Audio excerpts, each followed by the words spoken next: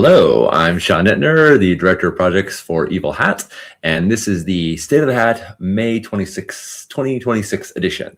This is late in the month, and at the end of this video, I'm going to talk about a little switch up that we're going to do with these. But here is the lowdown for everything that's happening or has happened in May under the hat. Here we go. Ooh, look at that smooth transition. All right, thank you, StreamYard, for making that possible. A big pile of our books. I love playing games. I just went to KublaCon a few days ago. That's a local Bay Area convention. I got to run a few games. I ran a game of Mothership and a game of Spell and Blade, and I got to play in a bunch of games, including one that had a 7-foot-tall castle Ravenloft that we explored, Bibliomancy, a game of playing animated books. Yeah, fantastic time. I hope you are also playing wonderful games of your own. Let's talk about the games that we're making.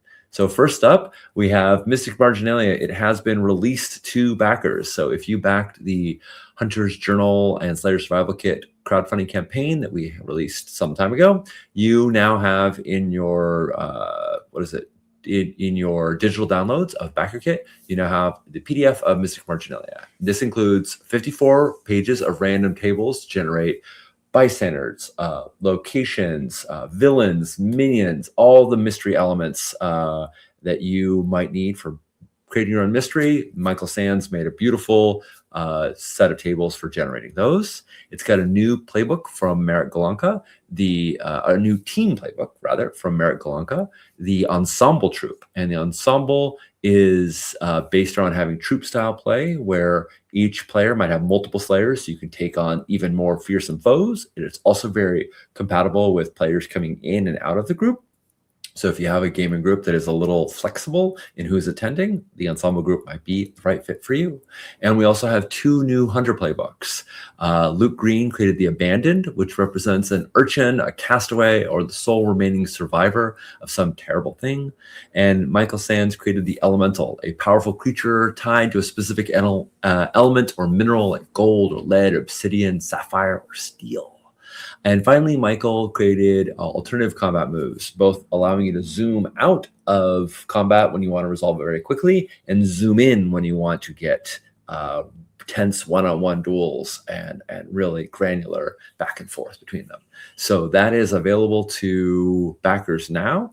The PDF and the Roll20 will be released on June 16th. So in a few weeks, we'll have those out for the public. And we're going to have a POD version shortly after that, as soon as the proofs get approved, which may be done by then. It just depends on how long the proofing takes. So Monster of the Week, Mystic Marginalia, so many M's available to backers now and to everyone else very soon. All right, what else we got? Umdaar! If you've been watching this, you know I'm excited about this. Umdaar is currently available in the free preview edition. You can go to drive-thru and get a free preview. We've been updating it as we went along, so it's now over 100 pages of content. But 100 pages is nothing compared to 400 pages. Wow, that slide transition was really not as impressive as I thought it might be. Well, anywho, the Rebel Broadcast Edition, which has 460 pages of Wildernexus lands, free lands, dread domains, ruins, all the archetypes, bioforms, the banners, tons of adventures, tons of traps, tons of puzzles, so much content that is specifically for Umdaar, and so much content that can be used in any Fantasy Fate game, frankly, in any fantasy game as well. There's a lot of toolkit material in here as well as a lot of theories about the pulp era and problems that came up, you know, harmful tropes that were generated there, and how to challenge those in your game. So much good stuff. Umdaar Rebel Broadcast Edition is released June 2nd on drive-thru, Evil Hat, Itch. Yep, all those places. You'll be able to get a copy. It is going to be pay what you want, and we're suggesting a $20 based on the massive body of work here. But importantly, if you're excited about it, go pick up a copy, even if you get a copy for free, because the more interest that we see in it, the more likely it is that we are going to release a POD version as well, so you can get it in your hands. So go check that out on drive-thru or on the Evil Hat site. June 2nd, just in time for Masters of the Universe. Also, Rangers of a Broken World. Don't you love that cover? I'm very excited about it. Rangers of a Broken World, Age of Hope and Song is layout is complete. We are proofreading it now, and we're also doing art development. We have a little bit of the art. You can see the cover and some of the Rangers themselves. Although that map in the back is is going to be redone. That's an earlier version, but I just threw it up here for fun. All the Chris Viana has done beautiful layout work, just absolutely amazing. The iconography that she uses makes it so clear how everything works. The visuals are so pleasant and delightful. We can see our Wandering Magus here. There will be a big piece of background art behind it when that's done in that gray box. But such beautiful work. If you are a fan of Chris, if you are interested in how layout works, if you just want to see a little bit of more behind the scenes, Chris did three streams of her layout work. And so you can see not just how she built it in InDesign, but also her research process, how she built, got ideas for everything, and her various attempts to make things work. So there's a lot of, it's not just step one, step two, it's also the thoughtful process that went behind it. So I really recommend watching those streams. Next up, we have Project Perseus, Arcane level clearance only. This is the Spies versus Supernatural game by Strash Achimovich and John LaBeouf Little. Do you want to play Atomic Bond punching vampires? Of course you do. Absolutely you do. And that is what Perseus is delivering. Right now, we did our first preemptive layout. It's not quite at layout stage yet, but we want to see how it all pieced together. So you can see a few pieces of this. We've got the chapter openings that are sort of in fiction little openings, and then we've got the text itself. And I really appreciate one thing about Perseus, which it doesn't only do what it's about, it says what it's about, it tells you explicitly. So there's a real specific reason why the game is set in the 80s, and that is because the spy genre of the 80s allowed for a few things. The world was much more wired, much less wireless. There was not a centralized internet with all the data in the world. There was a lot more going out and getting the information that you needed, and the role of the agents was very hands-on. Not that you can't do that in a modern game, but this really sets the stage to put the agents front and center. Anyway, I'm really excited about it. Strash and John are going over the text right now and making revisions and realizing places we need to add new sections. Like we just realized we need to add a custom move section because we talk about it, but we didn't write it. So that's all good. This is the perfect time to do it. We're finishing that up. We're finishing up the cities. There will be 18. I don't have enough fingers for 18 cities. Each city has 3 factions. That means 54 factions. Not enough fingers. So many factions, so much going on, so many artifacts, so many directors, so many other agencies, agents, handlers. This game is filled with toys. It's a big toy box, and you are going to love playing with these toys when they come out. All right, Blade 68 is available for pre-order now. It is going to go into printing next month, and hopefully early next month. We're printing a lot of copies, so our printer is needing to shuffle some things around to get enough paper to print all these copies. But we're excited about that. But in the meantime, pre-orders are still open, and you can get all the amazing add-ons that we included, including the Trouble deck, the Player Gazette, the Faction deck, the City map. All of those are still available through pre-order, but they won't be forever. So do it. Yeah, do the thing. Get the thingy now if you haven't already.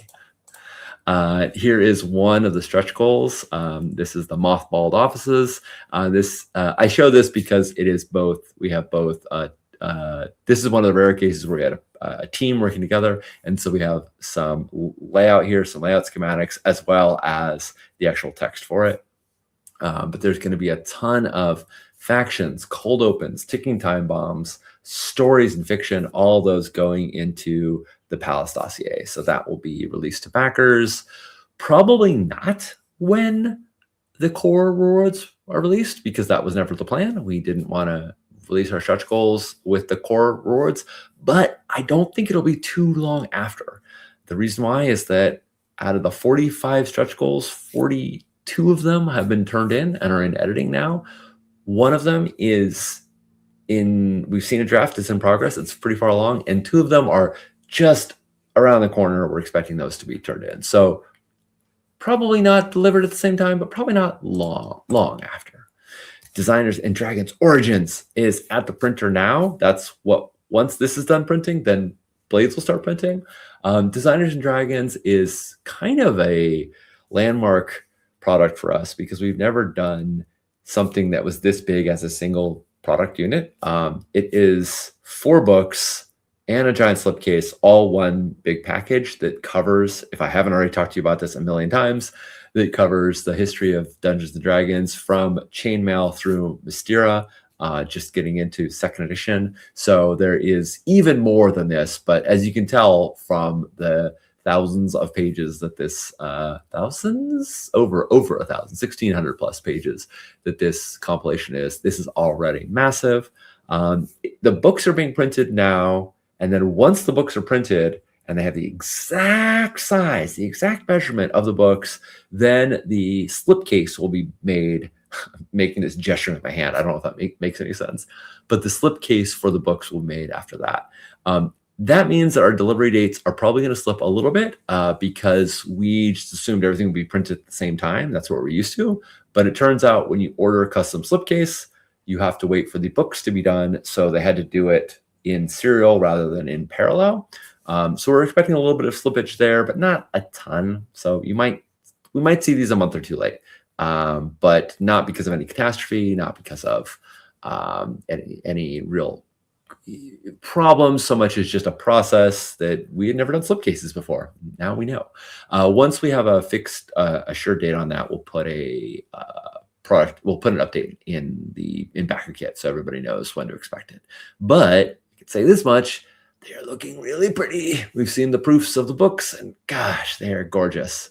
Such beautiful design, such good content. I'm really excited for them to be with you. We also decided to upgrade the slipcase a little bit. Normally, we need to make sure all our products are viable in retail. And that means putting a bit of description about what they are on them. We can't just have a box that is a pretty picture of dragons, because people won't know what it is. And that really relies on their prior knowledge of what it is, or someone, a salesperson in a game store telling someone.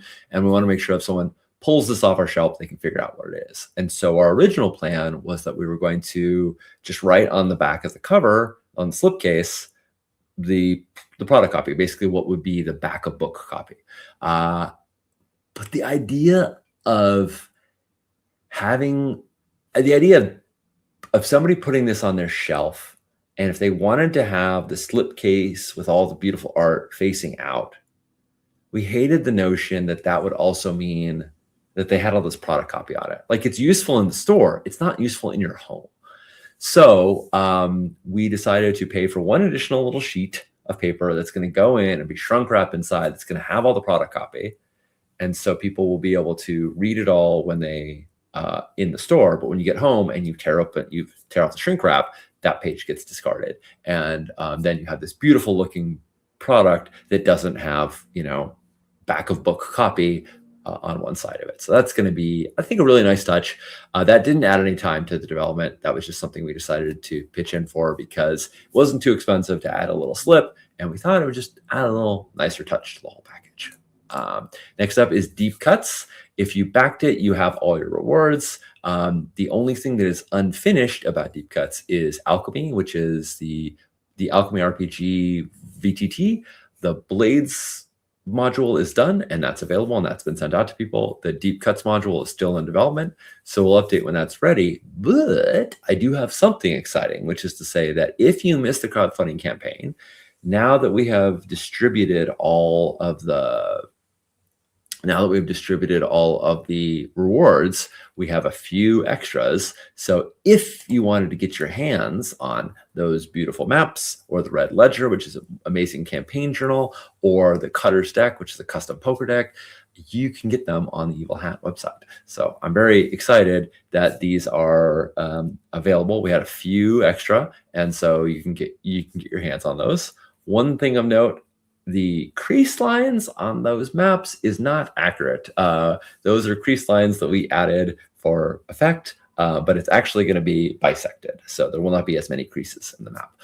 That image will get updated shortly before we put it on the website, but the each map is 12 by 18, so a pretty substantial map for each district. There's also a map for all of Dustfall as well. And then those all fold in quarters. They're 6 by 9s. They fit alongside your books. It's a pretty nice little packet.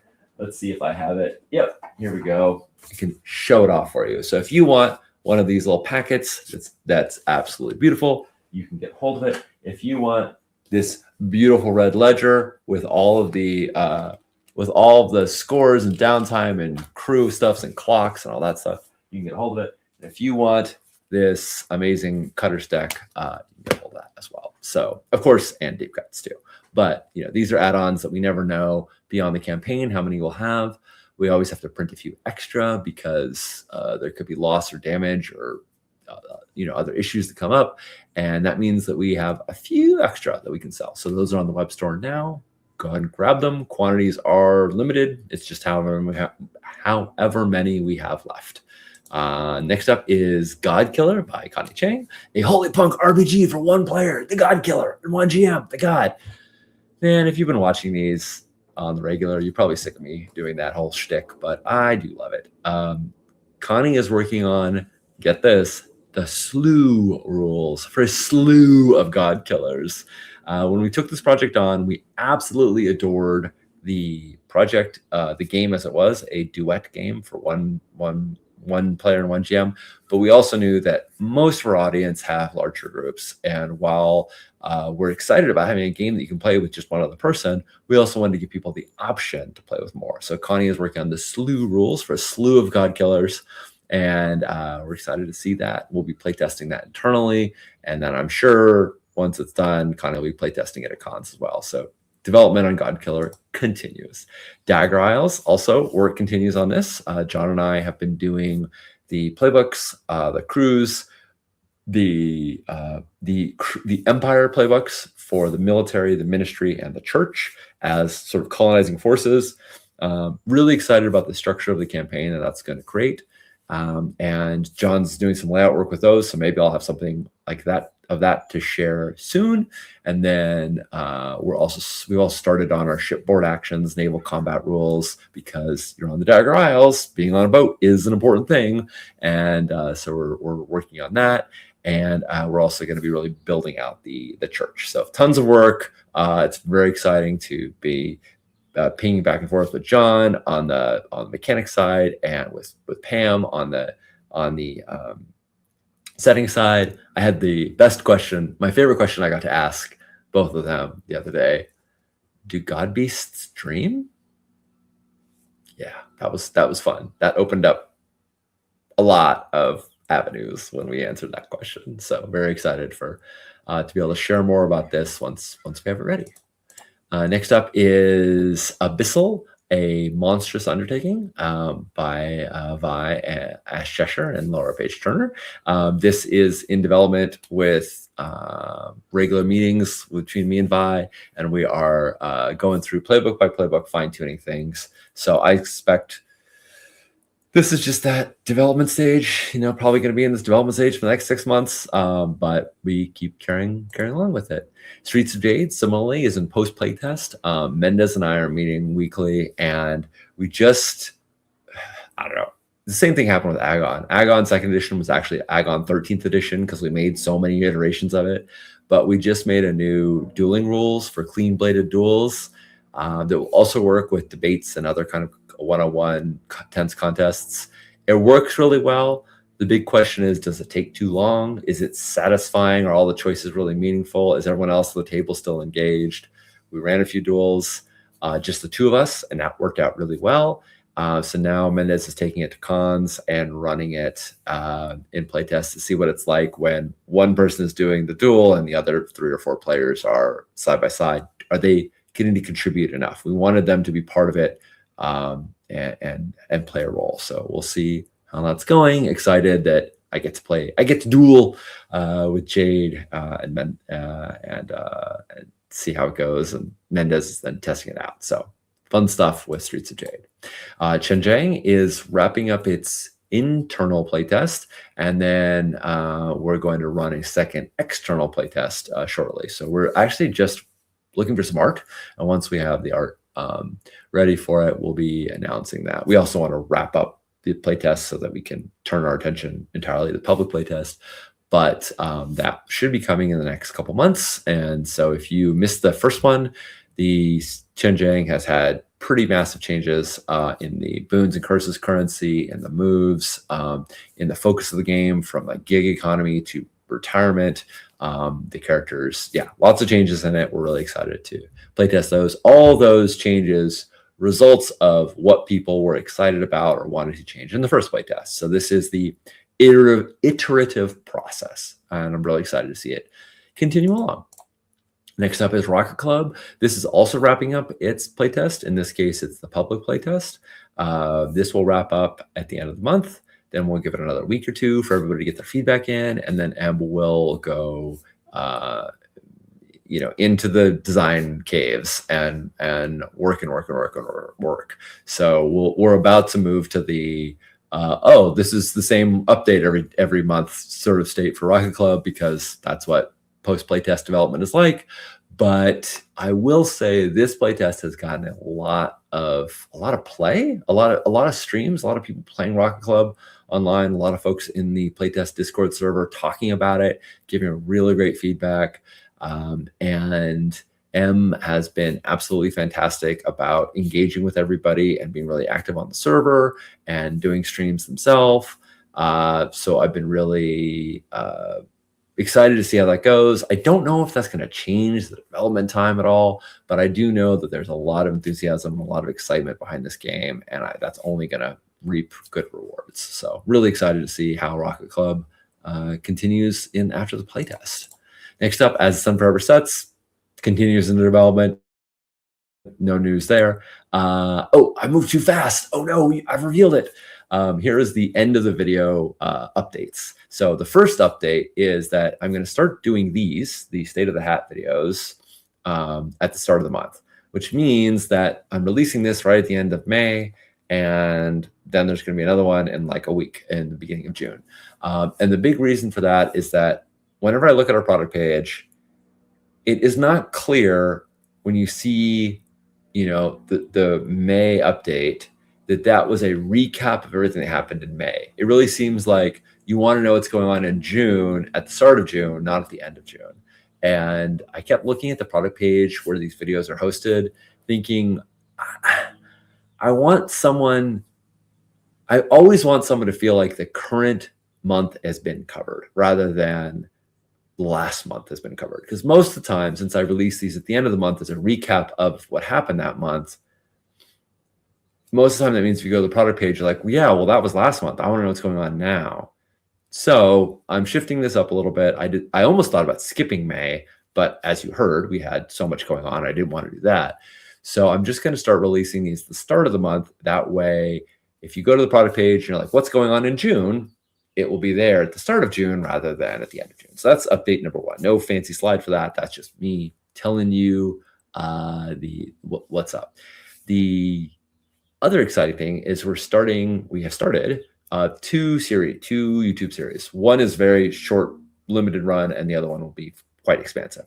The very short one is a business-to-business series that is primarily at this point dedicated to retailers. So if you carry Evil Hat products and you want to know how to buy directly from our web store and get half off and free shipping and all that jazz, if you want to know how to use Bits and Mortar to do PDF delivery to your customers, we're making a series for that. We've released those 2 videos. We're going to have a few more. This is Chris Hanrahan, our business manager, and myself talking about these, and the videos are very instructional, where we got a screenshot, we walk through, it's a how to set up your account, how to use bits of mortar, how to do the other stuff that we're going to be sharing.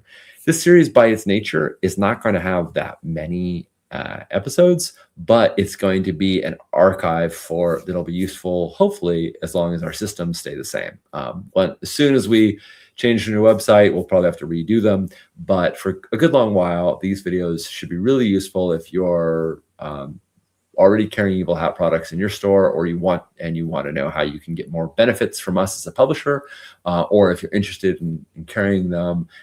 So yeah, if you're a retailer, this series is for you. If you are if you patron a friendly local gaming store and you want them to know more about Evil Hat, you can tell them about it. But that is the first series. It's a short run series. The second one is the one that is sort of my personal pet project that I'm really, really excited about, and that is conversations with creators. I have had the very good fortune to work on tons and tons of games. And as of 2024, my focus on game development really, I was able to give a lot more time to Evil Hat.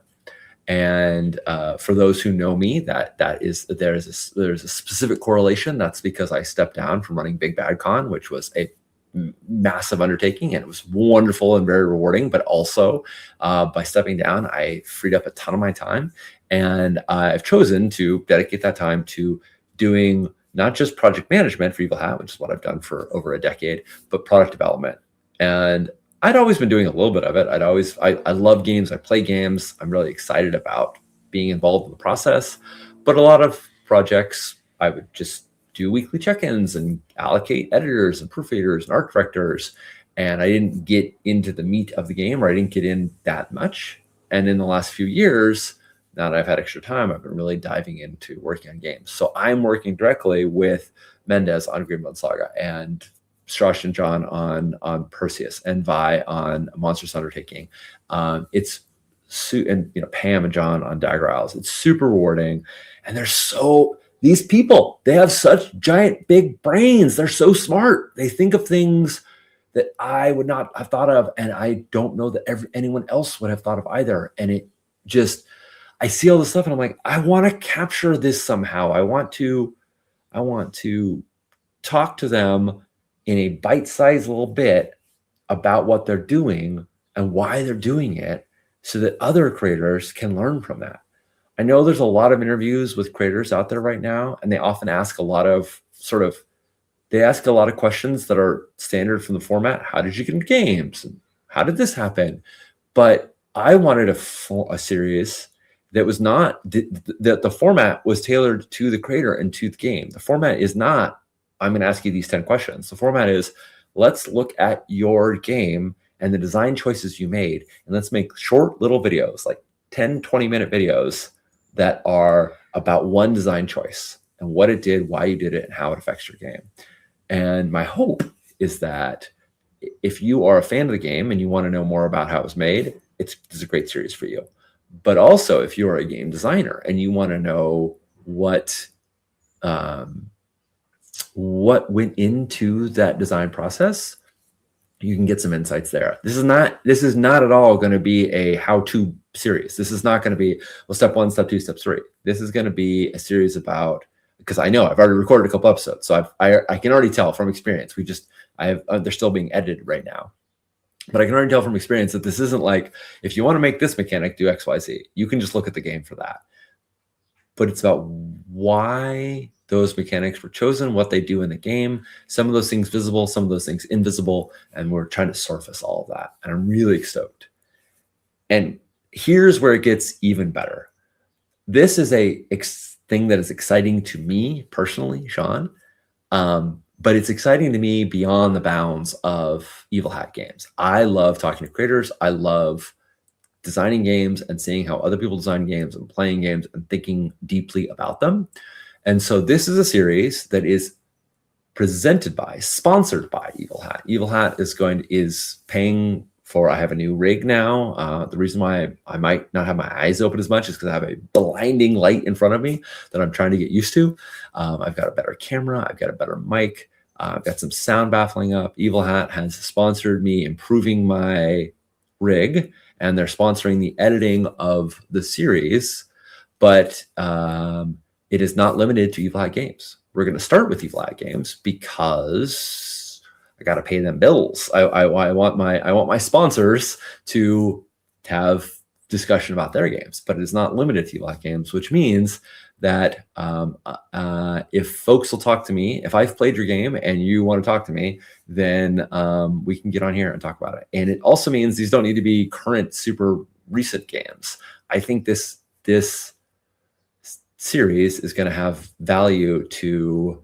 I think this series is going to have value to people for a long, long time, because the nut to crack of how to make a game is not something that's solved, but many people have taken many approaches, and learning those approaches, I think, is really important. So if you're like, well, I'm interested, go to my website, seannittner.com, and search for your game. And if I've played it, and especially if I've played it a bunch, or I've, especially if I've raved about it, chances are I'd love to talk to you about it. But you don't have to do that, because I'm going to start reaching out. I'm starting with a lot of Evil Hat games. I've done a couple recordings with John, a couple recordings with Strash, a couple recordings with Vi. I'm going to do a bunch, and we're going to release them in sort of chunks. And I'm really excited to put these out as I talk to the designers about their choices making the games. So that's it for the State of the Hat, May 2026. This was a bit long because all the new stuff, but we are going to have a very active summer. Umdaar on June 2nd, Mystic Marginalia June 16th. Something else that I can't announce yet, but hopefully will be coming out in July. Backer fulfillment and then release of Designers and Dragons Origins and Blades 68. And Rangers of Broken World is going to be crowdfunding in October. So a lot going on with the hat. I suspect that next week or so, when I release the June edition, there'll be even more. So thanks everyone for hanging out with me. As always, please take care of yourselves. And if you got a little extra in the tank, take care of someone else as well. All right. You have a good one.